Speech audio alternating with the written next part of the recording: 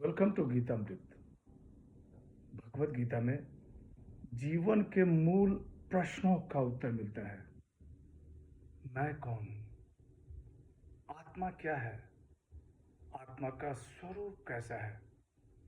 गीतामृत में इन्हीं विषयों का वर्णन सरल शब्दों में।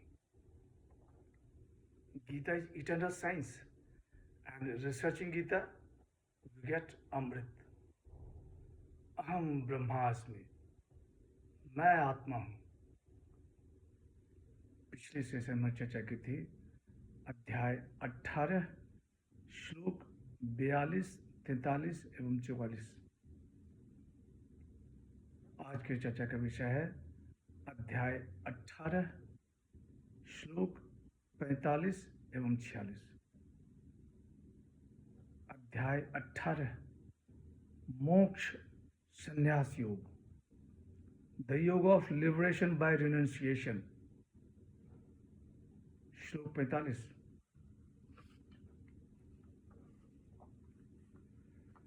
स्वे स्वे कर्मण्य विरतः संसिद्धिं लभते नरः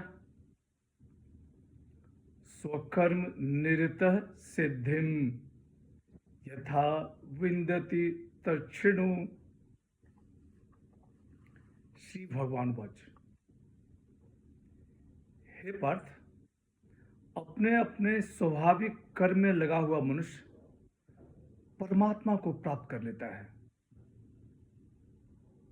स्वकर्म में लगा हुआ मनुष्य किस प्रकार परमात्मा को प्राप्त करता है उसे तुम सुनो। The blessed Lord said, devoted each to his own duty man attains perfection. How one devoted to one's own duty attains perfection, that do thou hear. पिछले सेशन में स्वभाव से ब्राह्मण, क्षत्रिय, वैश्य, शूद्र इनके कर्म बताए गए।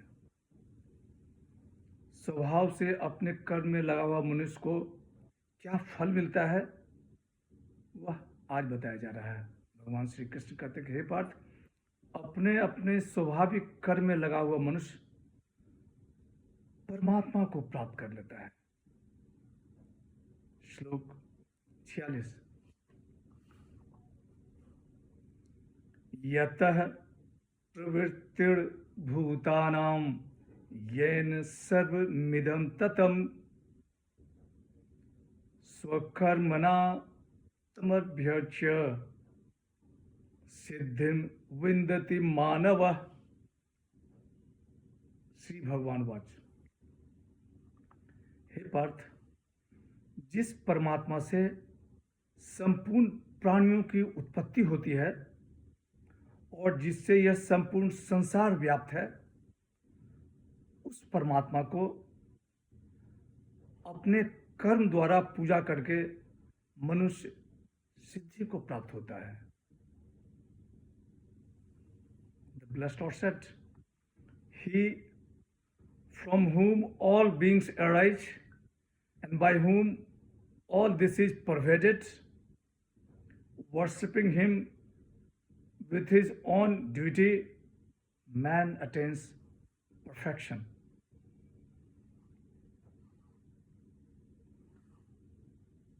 शास्त्रों में मनुष्य के लिए अपने वर्ण और आश्रम के अनुसार जो जो कर्तव्य कर्म बताए गए हैं वह सब परमात्मा की पूजा के लिए ही है। अगर साधक अपने कर्मों के द्वारा भाव से उस परमात्मा की पूजा करता है तो उसकी मात्र क्रियाएं परमात्मा की पूजा हो जाती है।